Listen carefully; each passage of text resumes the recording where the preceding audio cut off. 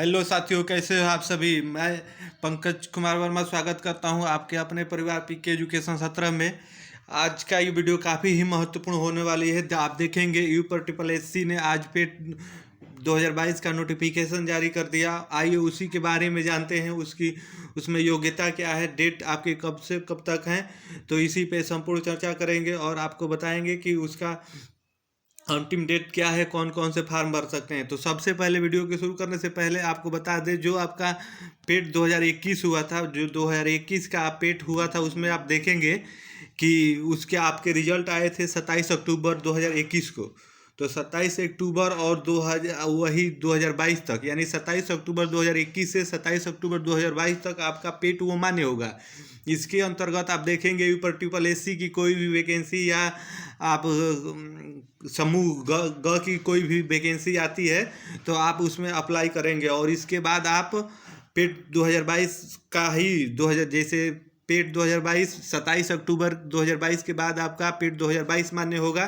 तो उसी के परिप्रेक्ष्य में ये वीडियो है और नोटिफिकेशन जारी किया गया है। तो आइए इसके बारे में जानते हैं और देखते हैं। तो सबसे पहले आप देखेंगे कि इसमें आपका क्या ऑनलाइन आवेदन करने की तिथि आप देखेंगे कि 28/6/2022 यानी आज से ही शुरू है। और इसमें आप देखेंगे आवेदन सबमिट करने की अंतिम तिथि आपकी 27 जुलाई दी गई है, यानी 27/7/2022 दी गई है। और शुल्क समायोजन आवेदन संशोधित की अंतिम तिथि आपकी 3/8/2022 रखी गई है। तो उसके बाद आप देखेंगे तो अगर इसमें योग्यता की बात की जाए तो योग्यता इसमें ये रहती है कि 10वीं आप पास होने चाहिए।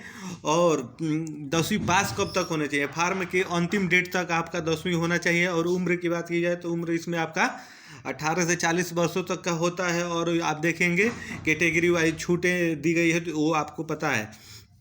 वही आगे बात करें, आगे इसमें आप देखेंगे तो इसमें आपका है ये सबसे पहले इसमें आप ये देखेंगे, यहाँ पे आइए आपको दिखाते हैं। पहले उत्तर प्रदेश शासन द्वारा इसमें इसमें इसको देखते हैं।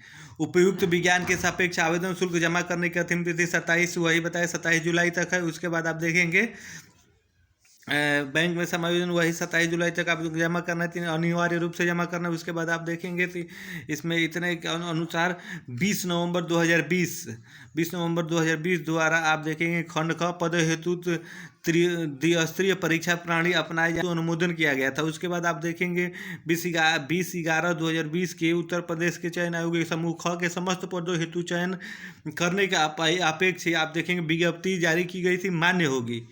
उसके बाद आप आगे देखेंगे आवेदन, इसमें ऑनलाइन का आवेदन की प्रक्रिया पूछा है, आप कैसे कर सकते हैं। उसके बाद उसके बाद आहारता पूछा है, वो बता ही दिए न्यूनतम आहारता आपकी क्या है नहीं चाहिए।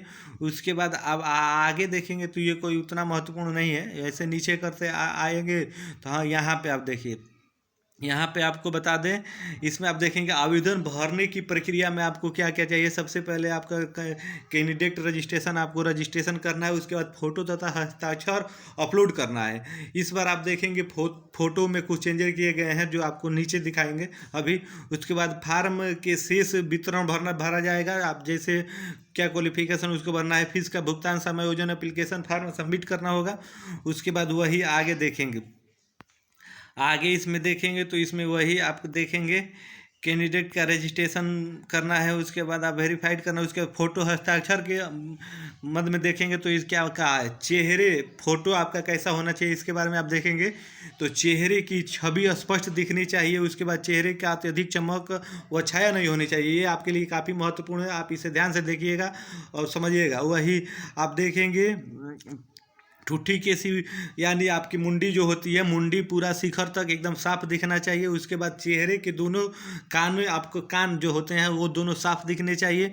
उसके बाद देखेंगे चश्मा पहनने की स्थिति में आँख साफ दिखनी चाहिए और शीशा रंगीन नहीं होना चाहिए, यानी आपके चश्मे का रंग रंगीन नहीं होना चाहिए। वैसे कैमरे पर नज़र सीधी होनी चाहिए आपकी, अभिव्यक्ति यानी आंखें खुली होनी चाहिए और मुंह आपके बंद होने चाहिए।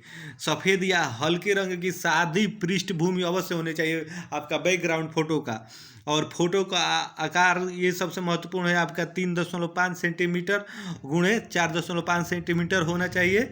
आपको ये होना चाहिए फ़ोटो, और आपका वो 6 महीने का अंदर का होना चाहिए। आप इस बात को ध्यान में रखेंगे। वही आगे देखेंगे, आगे इसमें तो 3.5 सेंटीमीटर चौड़ा और 4.5 सेंटीमीटर आपका लंबा रंगीन फोटोग्राफी जेपीजी प्रारूप स्कैन अपलोड फाइल आकार अधिकतम 50 KB के होनी चाहिए। आप ये भी महत्वपूर्ण है। उसके बाद वही आप आगे देखेंगे तो हस्ताक्षर वाला 3.5 सेंटीमीटर लंबा तथा 1.5 सेंटीमीटर चौड़ा होना चाहिए। हिंदी अंग्रेजी में होना चाहिए। ये हिंदी या अंग्रेजी किसी में भी कर सकते हैं। वही जेपीजी फाइल का प्रारूप आकार 30 KB तक होना चाहिए, स्पष्ट होना चाहिए। वही आप देखें नीचे देखिए, अंग्रेजी भाषा के कैपिटल लेटर में हस्ताक्षर मान्य नहीं है। ये काफ़ी महत्वपूर्ण है। अगर कैपिटल लेटर में आप हस्ताक्षर करते हैं तो मान्य नहीं किया जाएगा, वो रद्द किया जाएगा। उसके बाद आप देखिए, अभ्यर्थी अपने हस्ताक्षर के नीचे स्वयं की हस्तलिपि में हिंदी में अपना नाम लिखे। आप जहाँ हस्ताक्षर करते हैं तो अपने राइटिंग में वहाँ हिंदी में अपना आपको नाम लिखना है। तो ये आपके लिए काफ़ी महत्वपूर्ण है।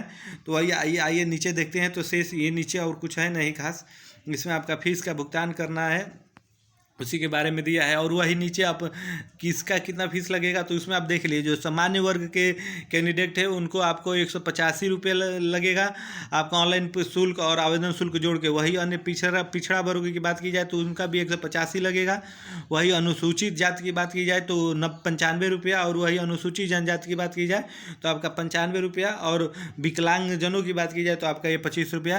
तो ये आप ध्यान में रखिएगा। उसके बाद आप आइए नीचे आइए देखते हैं। तो नीचे कुछ खास महत्वपूर्ण नहीं है। आइए खास बताते हैं। शैक्षिक अर्हता आपको बताया ही 10वीं होना चाहिए, और फार्म के अंतिम डेट तक, यानी जब फार्म का अंतिम डेट है उस समय तक आप तक 10वीं कंप्लीट होना चाहिए। तो वही आइए आगे देखते हैं। आयु में बताया ही 18 से 40 और कैटेगरी वाइज आपकी छूटें हैं तो वैसी होनी चाहिए। वही आगे और नीचे इसका देखें तो नीचे ये कुछ है नहीं। परीक्षा का पाठ्यक्रम दिया है, लिखित परीक्षा के संबंध में ये नोटिस दिया है, तो ये कोई उतना महत्वपूर्ण नहीं है। वही परीक्षा का कार्यक्रम के बारे में दिया है। स्कोर की वैधता अवधि दिया है, 1 वर्ष की होगी, वो तो आपको बताया ही। इसका जब से आपका रिजल्ट आ जाता है उससे आपका अगले 1 वर्ष तक मान्य होगा। उसके अंतर्गत आप UPTSSC के अंतर्गत और समूह ग के सारे भर्तियों में आप अप्लाई कर सकते हैं। उसके बाद ये कोई महत्वपूर्ण नहीं है। उसके बाद आप आइए नीचे आते हैं तो ऐसे ही करते आएंगे। ये कोई उतना महत्वपूर्ण नहीं है।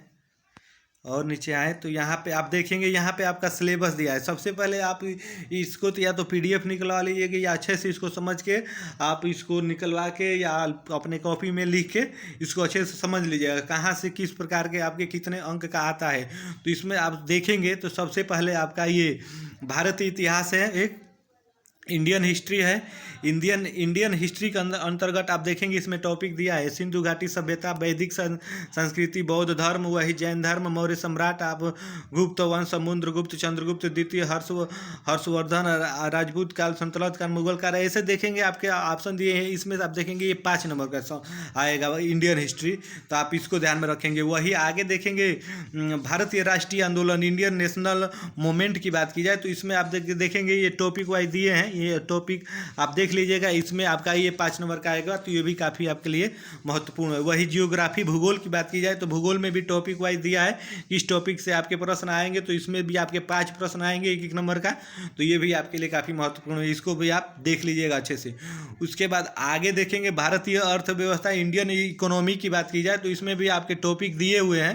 तो इस टॉपिक से भी आपके 5 नंबर के प्रश्न आएंगे, आप इसको भी ध्यान से देख लीजिएगा। ये सारे टॉपिक दिया है। वही नीचे आप बात करें भारतीय संविधान एवं लोक प्रशासन की, तो इससे भी आप देखेंगे 5 नंबर के प्रश्न आएंगे, 5 प्रश्न आएंगे। ये भी काफ़ी आपके लिए महत्वपूर्ण है।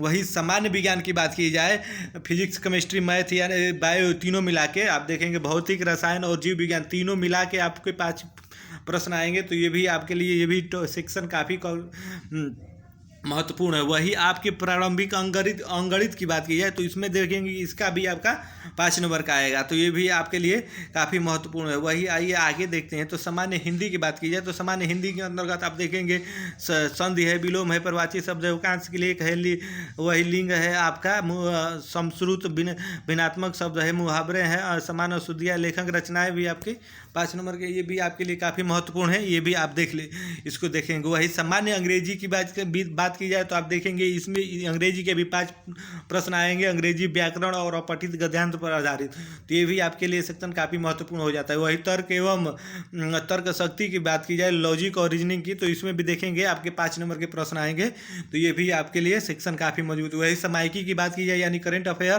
तो करंट अफेयर वाला सेक्शन आपके लिए काफ़ी महत्वपूर्ण है, इसमें आप देखेंगे इसमें से 10 नंबर के प्रश्न आएंगे। वही सामान्य जागरूकता की बात की जाए, देखेंगे आपका टॉपिक दिया है, आप टॉपिक ध्यानपूर्वक आप देख लीजिएगा, इस टॉपिक से भी आपके 10 नंबर के प्रश्न आएंगे। तो वही आप नीचे देखेंगे अपठित गद्यांश में, अपठित हिंदी गद्यांश विवेचना और विश्लेषण देखेंगे, इसमें के 10 नंबर के आते हैं। वही ग्राफ व्याख्या का विश्लेषण के ग्राफ की बात की जाए तो वहाँ से भी 10 नंबर के आते हैं। तो और वही तालिका व्याख्या विश्लेषण की बात की जाए तो 10 नंबर के आते हैं। अर्थात ये सारे सेक्शन मिला के आपके 100 नंबर के प्रश्न हो जाते हैं। आप देखेंगे 100 नंबर के प्रश्न हो जाते हैं और 100 नंबर का आपको सारे खंड ग की जितनी भी वैकेंसी आई, ऊपर ट्रिपल एसी की जितनी भी वैकेंसी आई, आपको सभी में बैठना है। तो कम से कम आपका स्कोर 85 यानी 85 होना चाहिए। अगर 85 आप लाते हैं तो आपके सारे के सारे वैकेंसी आप देखेंगे कि पिछली बार जो 2021 वाला पेट हुआ था उसमें अभी उतने लेवल के छात्र नहीं थे, होने के बाद भी आप देखेंगे 62 पे लेखपाल का बना था।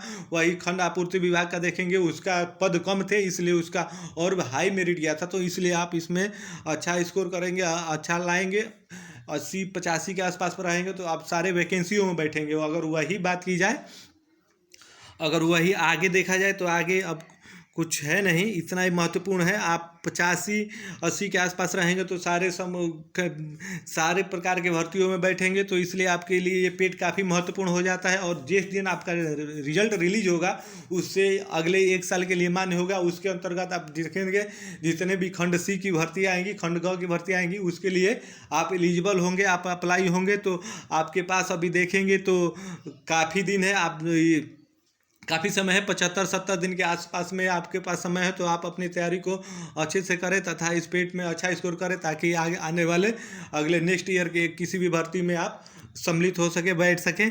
तो आपको मैंने सारी स्टेप बाय स्टेप सारी योग्यता डेट सब बता दिए। तो आपको अगर वीडियो पसंद आई हो तो प्लीज़ वीडियो को लाइक करिएगा और आप चैनल को सब्सक्राइब करिएगा। आप सभी को धन्यवाद। जय हिंद।